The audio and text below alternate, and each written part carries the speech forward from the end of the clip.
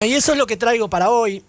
Es un caso en el cual justamente me involucra profesionalmente, pero que me parece muy interesante. Ha trascendido en los medios porque es derivado del cuádruple crimen de La Loma que ocurrió allá por 2011. Y a mí me tocó un desafío profesional muy importante y muy interesante, muy enriquecedor, que fue ejercer la defensa de Marcelo Tagliaferro, más conocido como el remisero. Yo así lo conocía, hasta que lo conocí personalmente, lo conocía como el remisero, como también se lo conoce de aquella época como el karateca a Martínez. Claro. Y es una causa muy interesante si uno se logra abstraer obviamente de las 4 muertes y sobre todo de una nena de 11 años. Es una causa muy, muy interesante desde todo punto de vista, también conversándolo con criminólogos, con psicólogos, bueno, ni hablar con fiscales y con colegas. Es una causa de estudio muy interesante porque también han quedado algunas dudas, y no me refiero, y lo dije ayer en los alegatos, a la autoría de Martínez, sino a una segunda persona que estuvo para mí en el lugar de los hechos. Como dije, Martínez fue absuelto, se consideró que no estuvo, pero sí se probó que estuvo otra persona, que fue Quiroga. Pero quiero hablar, para no demorar mucho más, puntualmente de la causa de Tagliaferro, y me interesa y ofrezco a este medio, a esta radio y al portal también, que los oyentes y que los lectores puedan conocer la otra versión, la versión de la defensa. No vengo a imponer que crean o no en la versión de la defensa, pero sí se las quiero contar y en qué sentido estuvimos trabajando junto al equipo que me acompañó, a Facundo Privitiera, a Florencia Ciarrota, y a otras personas, a otros colegas, psicólogos también, como te decía, psicóloga, en esta defensa. Déjame, permíteme, Gonzalo, Sí. porque déjame refrendar esto que estás diciendo, porque es verdad, siendo las causas abiertas, los procesos en marcha, no es por ahí información que nosotros abordemos, ¿no?, regularmente, no es la de nuestro expertise, pero es cierto que en este caso, en esta causa en particular, la balanza está, desde lo informativo, ¿no?, la balanza está completamente inclinada. Totalmente. Es cierto que esto está bien como lo planteas, pero porque efectivamente si googleamos ahora, y no hablo de tomar posición, no, simplemente de hacer equilibrio y tener la misma cantidad, ¿no?, de hechos, explicaciones, de pruebas, no importa, está desbalanceada, siempre estuvo un poco desbalanceada de alguna manera, ¿no? Es como si alguien hubiera decidido omitir, ¿no?, una de las voces. No sé si para perjudicarla o para favorecer a otra, la verdad que no lo sé. Pero no, por eso digo, no quiero hablar, no quiero generar una teoría conspirativa, no. Pero es verdad que por algo, que no sabemos. No, ni yo tampoco, no sé si es intencional o no, o creen que puede llegar a vender más contar solo una historia. Pero a mí me interesa también contar la otra, y que después cada uno saque sus conclusiones. Y la otra historia, que va de la mano con lo que nosotros los penalistas decimos la teoría del caso, fue lo que terminé de redondear ayer con los alegatos y que considero que quedó probado. Y esto es que, y es importante remarcar esto, cómo se desarrollan los testimonios de las personas que justamente los prestan, y lo importante que es la característica personal y el contexto en el cual se dan los testimonios. Marcelo Tagliaferro, después de pasar todo un domingo en Merlo, de dormir poco, porque la noche anterior la había dejado a Marisol Pereira en la calle, en el PH de la calle 42, se va a Merlo, como les decía, vuelve de allá después de haber dormido poco, vuelve a la noche y se encuentra, a partir de la información que le da un compañero de trabajo, de que la mujer que había dejado la noche anterior y que quedó en llamarlo a la mañana para ir a hacer otro viaje, la habían matado. Y él fue una de las últimas personas que la vio con vida y que la dejó en el lugar donde la mataron. Él se va hasta el lugar del hecho y se encuentra con un policía. Se habla de una contradicción, si después de hablar con el policía habló también con el fiscal, si se fue hasta Olmos y volvió. Lo importante es que habló con el policía, se presentó espontáneamente y dijo: yo acá dejé a una mujer ayer a la noche de rubia de estas características. Bueno, a vos te estábamos buscando. Vení Cuestión que de ahí, o si se fue a Olmos, no importa. Se fue a declarar a la DDI. ¿Sí? Pensemos esto, 11 y pico de la noche, se va a la DDI y se encuentra... ¿Cómo te imaginas vos una declaración testimonial? ¿Cómo te la toman? Yo siempre, ¿Cómo te imaginas? siempre lo imagino de forma amigable. Digo, te está ahí y alguien te empieza, o si es una espontánea, bueno, ¿qué pasó? Digo, como única cosa, y alguien que te escucha Bien. lo que vos tenés para relatar. Bien. Acá, Y un pedido de aclaración si algo no se entiende o... Claro, exacto. Siempre lo imaginé de esa manera. bien, así es. En este caso, él se presenta en la DDI, los policías lo hacen pasar a una cocina del fondo, una mesa redonda, donde había alrededor de 4 o 5 policías, todos conversando, algunos fumando, con armas en la mesa.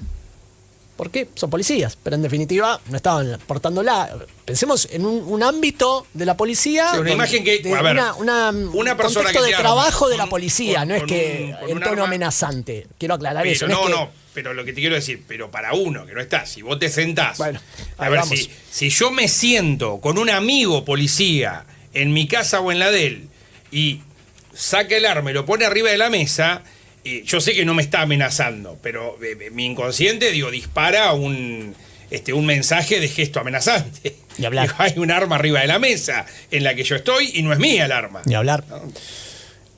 Así fue el lugar, el ámbito en el cual se desarrolló la declaración. Primero fue, como decís vos, qué sabe del hecho, pero no fue. Señor Taliaferro, ¿podría decirnos qué sabe del hecho? Esto lo contó él cuando declaró, que también se dijeron cosas que no fueron ciertas de cuando él declaró, que ahora las voy a aclarar también. Cuando declaró en este juicio. Dale, nene, ¿qué pasó? Contanos, dale. Claro. Y a lo que él iba contando, había miradas, había comentarios y había preguntas que no se llevan al acta, donde apuntaban más a un sospechoso del crimen que a un testigo presencial. Claro. Repito, DDI en ese ámbito, ya 11 y pico de la noche, pero esto se tomó después de las 12. Fue alrededor de la 1 de la mañana, entre todo el trámite que se presentó, que lo recibieron y todo. Bueno, en ese momento, Tagliaferro, y está en el acta de la declaración, nunca dijo que no podía reconocer al hombre que vio.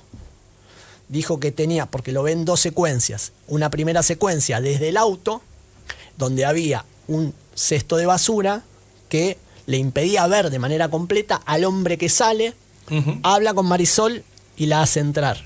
Ese hombre, al cual le ve una barba, lo ve de perfil. Ese hombre entra y al rato vuelve a salir, porque Tagliaferro se queda en el lugar, porque no le habían pagado y porque le llamaba la atención que Marisol haya entrado así de repente cuando iba a una visita ocasional y ni siquiera sabía si iban a estar o no, o si era muy tarde. Este hombre vuelve a salir. Ya no lo tapa el cesto de basura, sino que baja la mirada, se agacha y por el espejo, que es donde lo ve Tagliaferro, le dice: andate, que ella se queda tomando mate, algo así. Ahí es cuando se va Tagliaferro, pero lo ve por el espejo. Que lo ve por el espejo lo dice en la primera declaración. También dice, cuando le preguntan si puede reconocerlo o hacer un dictado de rostro, que es difícil, me cuesta, tengo la imagen en la cabeza, pero es difícil. Y ahí cuenta que también lo vio de perfil en su momento. Por eso se mezclan esas 2 secuencias. Pero cuando le preguntan por el Eso rostro, sería el equivalente, podría reconocerlo, pero no... me cuesta. Me cuesta, claro. ¿Qué pasa después de eso? Él vuelve a la remisería y al otro día abre aquel, por entonces, diario Diagonales, y está la foto de Martínez, quien era el principal sospechoso en ese momento. ¿Por qué él era el principal sospechoso? No porque Tagliaferro había declarado algo, porque no había referenciado nada de Martínez, sino porque la policía, a partir de las directivas también, que viene de la Fiscalía, empezó a investigar en su círculo íntimo. Y había un novio que lo caracterizaban como celoso, esto es una conclusión que llega a la Fiscalía, que como practicaba karate, habría facilitado también poder matar a las 4 mujeres, que era posesivo, que era celoso. Pero además Tagliaferro también dijo algo que coincidió con otros testigos, y eso fue en la primera declaración, y dijo que sí podía reconocer, que es un auto blanco, estilo cupecita, cuadrado, que coincidía con la descripción de un Fiat Uno blanco que sí era de Martínez y que sí vieron otros testigos esa noche a la hora que dice Tagliaferro. ¿Por qué? Porque Marisol le dice estacioná delante del auto blanco, y ahí es cuando lo describe de esa forma. Como hubo otros testigos que dicen yo vi el auto blanco, puntualmente un hombre que volvía de trabajar del servicio penitenciario y pasó por la puerta y vio el auto blanco en la puerta, fue que todo cerraba para ir detrás de Martínez. Claro. Pero además, él ve la foto en el diario y ante esto es que luego, cuando declara en fiscalía, ya amplía su declaración. Pero ¿qué pasa también en el medio? Que esto también fue muy cuestionado. Miguel Pereira, el padre de Marisol, se entera, a través de un periodista, que había un testigo que esa noche había visto a un hombre salir y que le hizo entrar a Marisol. Pereira es quien lo llama a Tagliaferro y le dice, vos nos tenés que ayudar, vos tenés que declarar, anda a ver a mi abogado, porque él ya estaba siendo representado por el estudio de Fernando Burlando. Anda a ver a mi abogado porque vos tenés que declarar en sede judicial, no en policía. Porque la declaración en policía no tiene la relevancia que tiene en fiscalía. Claro. Probatoriamente no es lo mismo una declaración ante la policía que ante la fiscalía. Por eso es que Tagliaferro va a ver al abogado de Pereira. El tema es que el abogado de Pereira es el conocido Fernando Burlando. Y que ahí, que se haga cargo el que tiene las sospechas, es que empiezan a decir, qué raro, seguramente, qué raro que haya ido con el abogado, que fueron lo que declaró Martín Soler y Fernando Tocho, que son los periodistas que declararon la causa. El tema es que, y esto muchas personas no lo saben, nosotros los abogados, sobre todo los penalistas, cuando son causas de tanta urgencia, tan importantes, tenemos la carga de llevar la prueba ante el fiscal, de notificarlos nosotros mismos e incluso de acompañar al testigo a declarar. Eso no implica que le digamos al testigo lo que tiene que decir y que tiene que mentir, pero sí tenemos que saber qué sabe el testigo de la causa, qué es lo que pasó, qué es lo que conoce, porque por ahí el testigo no aporta una información relevante. Por eso es que lo entrevistan a Tagliaferro y por eso lo acompañan con todo el periodismo en la puerta del estudio. No había nada que ocultar. Para nosotros es normal ir con un testigo. Imagínense que si no nos presentamos ante la fiscalía, viene con el testigo. Porque es el testigo que favorece a su postura. Entonces, uno, si eso estuviera mal, lo ocultaría. No sé, vino el testigo. Pero no, uno dice, lo traje. Después se evaluará si es creíble o no. Ahí es cuando declara Tagliaferro la segunda vez y amplía su declaración, y ahí sí dice poder reconocerlo, y ahí se lo cuestiona. ¿Cómo? Ajá. No pudo reconocerlo antes y ahora sí. No es que antes no pudo. Dijo que tenía una dificultad. Y la dificultad no solo viene por cómo las circunstancias en que lo vio, sino también por el ámbito en el que declaró. Pero en el medio pasó que vio una foto de un sospechoso.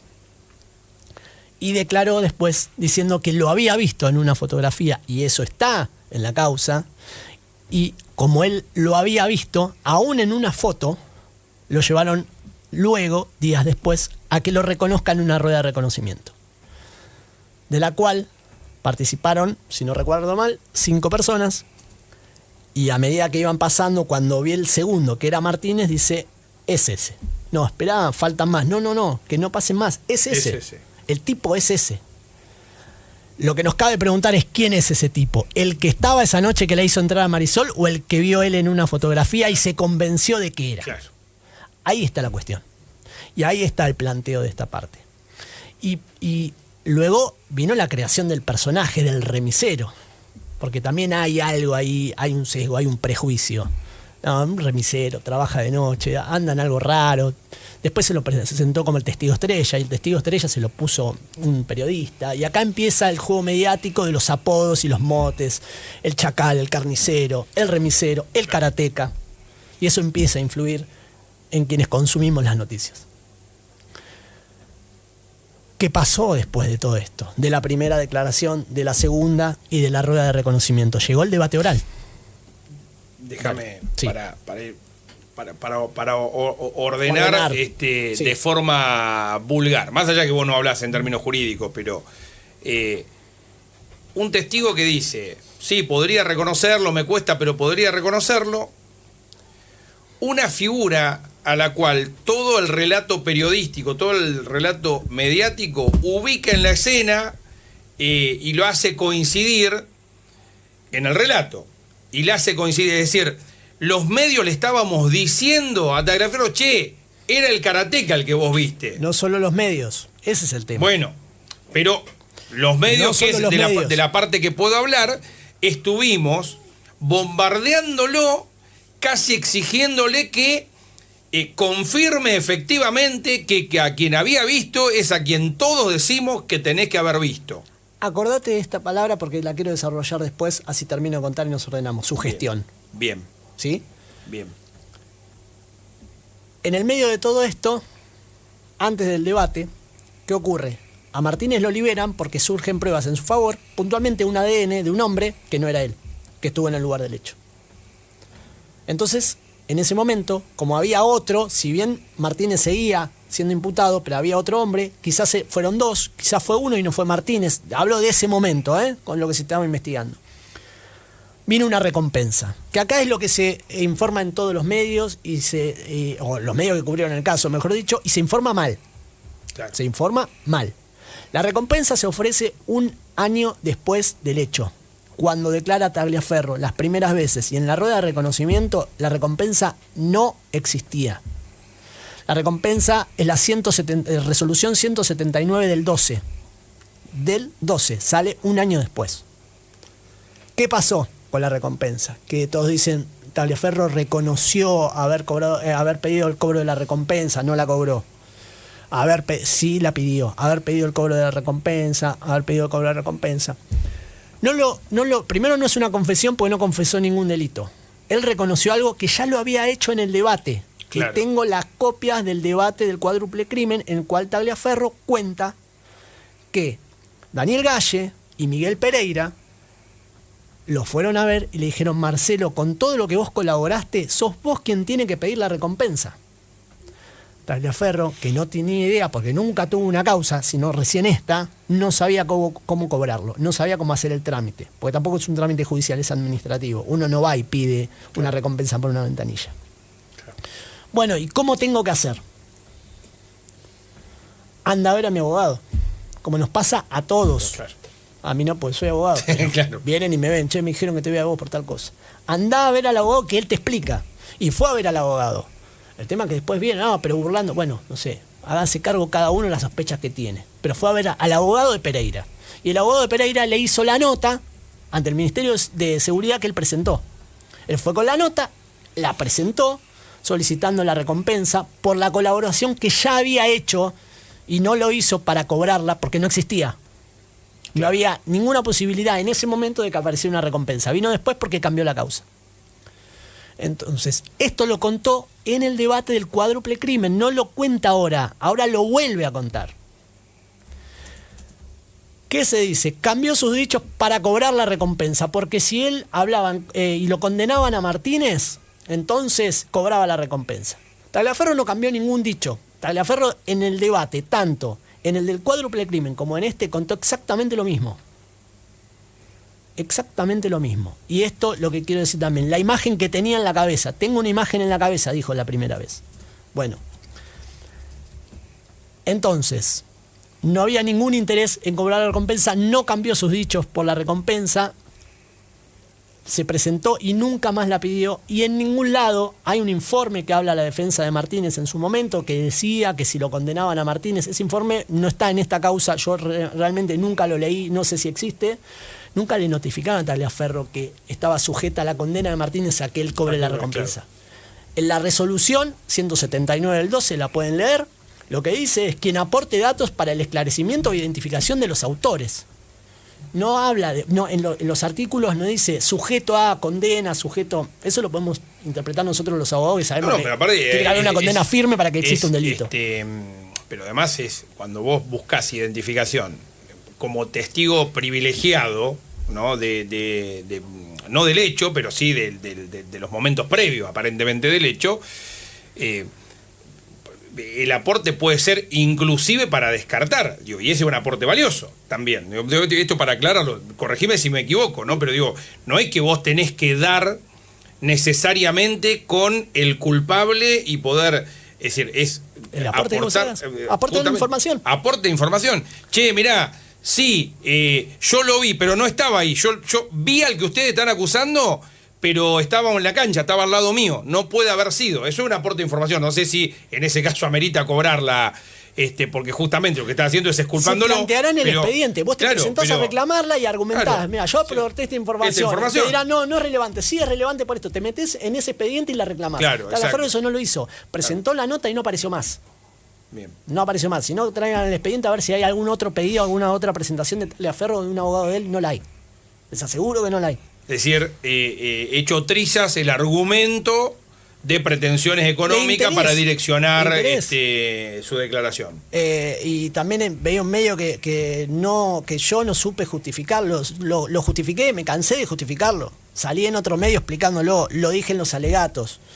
Yo no voy a un defendido mío a que vaya y confiese un delito, salvo que sea conveniente para él. Y acá, repito, se lo toma como si hubiese confesado un delito y no confesó ningún delito. Contó una circunstancia que ya la había contado en el debate. Eso me interesa mucho aclararlo y pongo mucho énfasis, porque si bien el falso testimonio no requiere de un móvil, de una, como se dice en difícil, una ultra finalidad, sino que el delito es mentir a sabiendas de que se miente. Un error no te hace incurrir en un falso testimonio. Si yo me equivoco de persona, pero estaba convencido de que era esa, como pasó en este caso, que la justicia aprobó, pues si no me van a decir, no, pero ¿cómo? Si dijo que era Martínez, Martínez no era, falso testimonio. Claro. No, él estaba convencido de que era Martínez y declaró en ese sentido, con esa convicción. No mintió. No se contradice una cuestión con la otra. Una cosa es un hecho real y otra cosa es lo que él creyó. Y acá, y hoy te decía lo de la palabra sugestión, que es clave, juega mucho la psicología del testimonio. No se enojen los psicólogos, que son los que realmente saben. Algo leí, algo estudié, algo me asesoré y me parece una disciplina que es apasionante. Y es cómo influyen los factores externos en la declaración de una persona. El miedo, la fatiga, el estrés, la luminosidad y la información errónea que ingresa al conocimiento de uno. Claro. Voy y declaro, vi a una persona de 1,90 m morocho y que te toma la declaración, 1,90 m morocho, sí, y era de tal manera, es decir, vos le vas contando a alguien, por eso vos decías de los medios que alimentaban lo de Martínez, claro.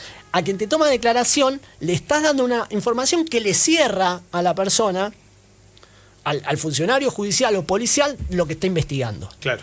Entonces, vos respondés cosas que le sirven y es complaciente con vos. Contame más. Era así. Claro. Lo mismo en la rueda de reconocimiento. ¿Es ese? Bien. No es, ¿estás seguro? Mire que puede... No. Te acompaña en lo que vos estás diciendo. Entonces el testigo... Un sesgo de confirmación. Totalmente. Entonces el testigo va viendo y va aportando información que cierra en la causa y que se genera también. Otro... de lo que se habla en la psicología del testimonio, que es la confianza del testigo. El testigo empieza a confiar en sí mismo de lo que él está aportando. Claro. Porque el otro le dice, sí, es por ahí. Claro. Implícitamente se lo dice. Ni hablar si también está en los medios.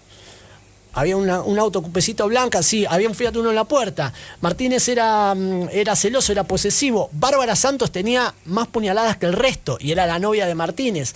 Todo encaraba para el karateca y lo que él había visto iba de la mano con eso. Y ahí entra también a jugar la confianza del testigo, que es otro de los factores que influyen en el funcionamiento de la memoria. También veía un medio que decía, porque a Tagliaferro le falló la memoria. Nuestra memoria, y ya para ir cerrando, funciona de esta manera. Funciona como una película, no funciona como una foto. Claro. Nos ha pasado en una anécdota de, sí, estaba Cacho. No, Cacho no estaba, ¿sabes? No, sí, Cacho estaba porque, bueno, y empieza esa discusión. No, y tenía barba. No, ya me había afeitado. No, vos tenías barba. La memoria va cambiando. Esto es algo mucho más común, pero, no tan complejo como un testimonio de un crimen, por supuesto. Pero lo que pasa es que le pedimos, cuando estamos hablando de una causa judicial, pedimos un rigor, claro. Yo voy a hacer, en menos de un minuto lo voy a explicar. Con esta anécdota que me pasó el jueves pasado. El jueves no, el miércoles. Sí, era miércoles porque yo me acuerdo que estaba... No, pues llovió el jueves, entonces No puede haber sido el jueves, tiene que haber sido... Bueno, miércoles o jueves, no estoy seguro. Yo venía o estaba volviendo de la radio, por lo que pasa es que como paso por el mismo lugar, eso es Sí, la memoria te va funcionando de esa manera. Pero le pedimos, cuando se trata de una declaración judicial, exigimos un rigor que sabemos que en realidad que no solemos tener. ¿Qué dicen muchos testigos cuando uno le pregunta, no te quiero mentir, porque claro, realmente no se acuerda el horario preciso, el día preciso, claro. Y se asustan, dicen, no estaré con un falso testimonio, no me acusarán porque dije un miércoles y era un jueves, y era la mañana y era el mediodía. Bueno, así funciona la memoria, por los factores externos que ingresan a nuestro conocimiento, a veces con información engañosa, a veces con información válida, pero es una película que se va editando y se edita a partir de esa información extra que nos ingresa. Por eso pongo tanto énfasis en el contexto en el cual se dio la primera declaración de Tagliaferro, en ese lugar, en la de día, ante esos policías, con armas en la mesa, con miradas y preguntas que apuntaban más a un sospechoso de un crimen que a un testigo presencial. Y después también a una declaración ampliatoria, con muchos más datos, en una fiscalía a las 4 de la tarde, en un ámbito totalmente distinto, pero habiendo visto la foto del principal sospechoso y que todos alimentaban a que debía ser esa persona. Por eso es la convicción de Tagliaferro, pero en ningún momento mintió. Sí, lo que hay que marcar es la clave está en esa primera declaración en la cual reconoce la dificultad, pero no niega la chance. Tengo la imagen en la cabeza. Se va formando algo, hay un rompecabezas, me trato de acordar, no puedo. Me aparece una fotografía, se armó ese rompecabezas, pero en base a la fotografía que vio. Y lo vio por el espejo y lo declaró las dos veces. Más allá de la dificultad que puede ser verlo por el espejo, pero más allá de cómo lo vio, él tenía la seguridad de que era esa persona. Ayer estuvimos en Zárate acompañando al Colegio de Profesionales de Higiene y Seguridad en el Trabajo en un encuentro que ya han estandarizado, ¿no? Que ahora le pusieron un nombre, se llama Prevencia, Bonaerense, y había expositores internacionales, ¿no? De la verdad que de primer nivel, conocimos a varios. Y sobre el final casi, nosotros ya nos estamos volviendo, el evento seguía, bueno, teníamos que retornar, ¿no? para la ciudad de La Plata. Un rostro conocido que no había visto en la previa de... No, nosotros estuvimos en el encuentro anterior en la ciudad de La Plata, ¿no? Y ahí me acordé, un expositor que ahora se me perdió el nombre de nuevo, un chileno que estuvo sentado donde estás sentado vos.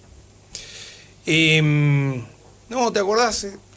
Estuvimos en La Plata, en Rosario no estuvimos, me dice, sí, bueno, listo, cruce de ocasión, así, no, bueno, un placer, exponés ahora, sí. Por ahí como a los 10 minutos, ¿no? Estaba haciendo el check-in y yo estaba dando vuelta por ahí haciendo notas y qué sé yo, pensé, vos me hiciste la entrevista, ¿no? Sí, claro, en la radio, vos me hiciste la entrevista en la radio. Sí, es decir, yo lo saludé yo, le di todas las referencias, le conté lugar, tiempo y forma, evento, y 10 minutos después el tipo cayó en la ficha de quién lo estaba saludando. Te estoy hablando de una persona de 50 y pico de años, está bien, uno podrá decir, bueno, pero no es una cosa importante, el tipo está acostumbrado a dar entrevistas, todo lo que vos quieras, pero mirá si me tuviera que identificar a mí como responsable de un crimen y no como... Claro. Es lo mismo. Ahora, también la cabeza de uno, con el estrés que está viviendo, no funciona de la misma manera para recordar cuando está prestando una declaración que cuando está en el marco que vos contaste. Obvio. Mucho menos aún cuando está delante de policías que sospechan que sos el autor del hecho. Y no es lo mismo haber estado 20 minutos frente a frente, como qué sé yo, y aún así el recuerdo termina siendo, se diluye, a alguien que viste de perfil y que, es decir, no puede exigir que quede tan marcado. Quiero decir, la posibilidad de confundirse y existe siempre. De perfil y en el espejo, repito, porque Claro. en las declaraciones cuando lees se mezclan las secuencias. Hubo primero de perfil, que ahí le ve que era un hombre con barbita, Con barbita, que claro. está, porque aparte describe la fisonomía también. Habla de no muy alto, con textura media, medio peludito, con un pantalón negro. Nunca dijo pantalón corto y después pantalón largo, como se dice por ahí. Primero dijo un pantalón negro y después dijo en la segunda declaración un pantalón negro largo. Bien. No dijo primero corto, después largo. Claro. Pero son esos pequeños detalles. Y déjame decirte una última Sí, cosa, sí, claro. que no la leí en ningún lado, por ahí no la vi, y no viene tanto a lo de Tagliaferro. Leyendo el fallo, leo que un minuto antes de que Marisol se comunique con Tagliaferro, había hablado durante 38 segundos, como dice en el fallo, con una tal Blanca Duarte. Me llama la atención que si un minuto antes habló con una persona, en un fallo que decide un crimen como este, se hable de una tal. Como Claro, una tal. ¿Quién claro. es? ¿Quién es? ¿Quién es la que habló con Marisol un minuto antes de hablar con Tagliaferro? Claro, no la fuiste a ¿Por qué, buscar, no le por qué hay preguntaste peritos que de hablan qué hablaron, de que qué- pudo qué- haber dos personas y después, está bien, se inclinaron por la teoría de que fue uno solo? Y hay otra cosa, y esto me estaba olvidando, justamente el funcionamiento de la memoria, que lo cuenta Fernando Tocho en su libro y que lo cuenta una persona que estaba detenida junto al autor del hecho comprobado que fue Quiroga, un compañero. Un señor que se llamaba Peña de Vito porque falleció y no pudo declarar, pero sí se tomó su declaración por lectura. Él cuenta que esa noche efectivamente estaba Quiroga, pues se lo cuenta Quiroga esto, que estaba Quiroga, pero quien estaba con él no era Martínez, sino otra persona. Prefiero no nombrarla, porque ya esto prescribió además y Ujú, todo. Claro. Vamos a poner que se llamaba Carlitos. Estaba Carlitos, y que fue él el que sale y le golpea a Tagliaferro. Tagliaferro sí estaba en la puerta, Tagliaferro le golpea el vidrio y le dice que se vaya. Sí, no era Martínez, era Carlitos. Eso se lo cuenta Quiroga. Y Tocho adhiere a esto porque tomó conocimiento de la causa, adhiere, quiero expresarme bien. Toma conocimiento de esto y cuenta en el libro que uno de los rumores que hay y una de las hipótesis que hay es que Tagliaferro se confundió de persona. Cuando ve la foto y cree que es Martínez, en realidad quien había visto era Carlitos. Claro.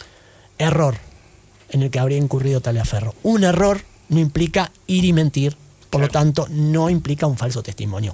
Esa también es una posibilidad, es una hipótesis que también se barajó en este juicio y no se contó en ningún lado. Y es muy interesante también porque está vinculada con el cuádruple crimen. Alguien que podría haber estado en la escena del hecho, alguien que podría haber colaborado con Quiroga y no lo cuentan, y alguien que podría haber sido a quien Tagliaferro vio y se confundió, con lo cual deberían absolverlo. Vuelvo al punto, le exigimos en una declaración ante la justicia un grado de certidumbre, de rigor de verdad, que sabemos que es imposible, no es que sea imposible, pero que no solemos tener en nuestra conducta cotidiana. Uno no va registrando imágenes por la vida, esperando después salvo que tener preste declarar. atención, que esté prestando Bueno, atención permanentemente pero a cada claro. rostro con el cual se Bueno, cruza claro, por la calle, se va a claro. acordar. Pues No lo distinto si hacemos. vos me decís que en la declaración decís, no, estoy seguro porque se me encendió una alarma. Red flag, dicen ahora, ¿no? El bandera roja. Es decir, no, porque yo vi que, y entonces le miré bien la cara por las dudas. ¿Cuántas veces decimos, no, fulano, no lo conozco? Sí, lo conocé, fulano, foto del Instagram. Es este fulano, Sí. ¿te acordás? Ah, sí, listo, ya está, te contaminaste. Puede ser fulano o no, pero ya viste una foto, te dijeron Exacto. que era todo, ya ingresó una información para con vos que, listo, es fulano. Y insoslayable el papel de los medios de comunicación en el grado de su sí. gestión. Estaba buscando porque tengo en la memoria un cuento de fútbol, pero que no me acuerdo de quién es y qué sé yo, entonces no... pero que más o menos cuenta esto, ¿no? Porque que es otro efecto en la psicología, que tiene que ver con la atención sobre la persona. De repente te convertís en el testigo estrella. Digo, el cuento dice que estaban todos final del Mundial, está situado en Uruguay, con lo cual debe ser un cuento de Galeano. Y se corta la luz, final del mundo, no importa de qué, final, y se corta la luz, y estaban en los bares y todo, y nadie tenía radio, y aparece un chico con una radio, pero que tenía un auricular de los chiquitos, de los viejos. Perdón, Centennial, ¿no? Los chiquitos que iban metidos adentro con cable, adentro del eje uno solo venían en las viejas. Un audífono era, claro, un audífono era, no se le decía auricular. Y entonces iba relatando, ¿no? Lo que pasaba. Y empieza a relatar y en una se da cuenta de que la expectativa era tan grande, ¿no? Y entonces empieza a tergiversar el rumbo del partido. Entonces de repente hay penal para Uruguay, ponele. ¿Y qué pasó? Y grita el gol y todos celebran y lo abrazan y lo aman en ese momento. Y el penal lo patearon afuera, ¿no? Y en realidad durante lo que dura el partido relata lo que su entorno quiere escuchar. Entonces inventa todo un trámite del partido. En este caso, digo, el cuento es maravilloso en ese sentido, lo voy a buscar y prometo que en los próximos días les tiro toda la data, o si alguno lo tiene presente, que me pase la información.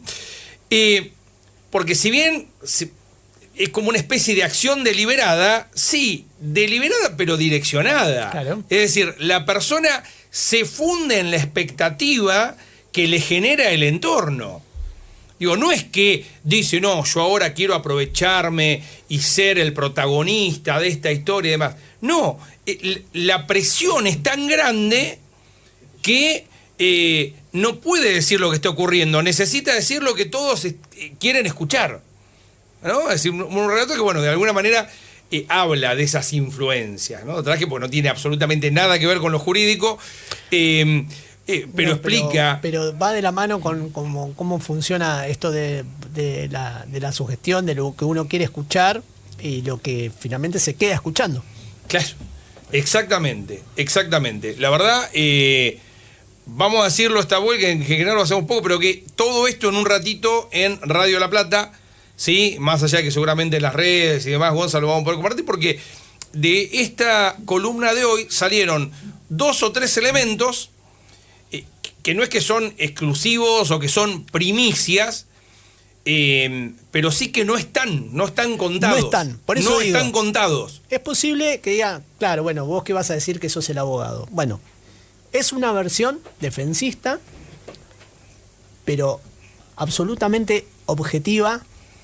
Y yo, cuando defiendo a una persona, no voy con historias rebuscadas y todo, porque sé que no va por ahí. No de inventar cosas, historias rebuscadas. Si yo veo que alguien está mal posicionado y todo, o que no va a explicar bien, no lo hago declarar. Y Taliaferro, y las veces que he hablado con él, siempre me explicó con detalle lo mismo y me contó, pero siempre me contaba esa noche fatídica. Claro. Y cuando yo empiezo a leer y empiezo a hacerle preguntas, yo nunca había escuchado lo de la DDI a la hora que había sido. Es más, yo pensé que todas las declaraciones habían sido en fiscalía. Cuando me cuenta lo de la DDI y lo de los policías, yo abro los ojos y le digo, pero eso es fundamental. Claro. Eso es fundamental. Y cuando me explica lo de la recompensa, pero ¿cómo no existía? No existía. Pero si a vos te están diciendo te están matando justamente por eso. No existía la recompensa cuando yo declaré. En el debate. Y leo el acta de debate y es lo mismo que declara en la segunda oportunidad. Y bueno, primero digo la primera porque la primera es incompleta. Claro. No contradictoria. Clarísimo, Gonza, gracias. Muchas gracias por el espacio y poder contar esto, que nos extendimos bastante, pero me parecía que valía la pena. Valía la pena el día de hoy, no, por supuesto. Siempre es muy, pero muy interesante. 48 minutos de las 11 de la mañana, última pausa. Ya regresamos para el final. Hablamos tu mismo idioma.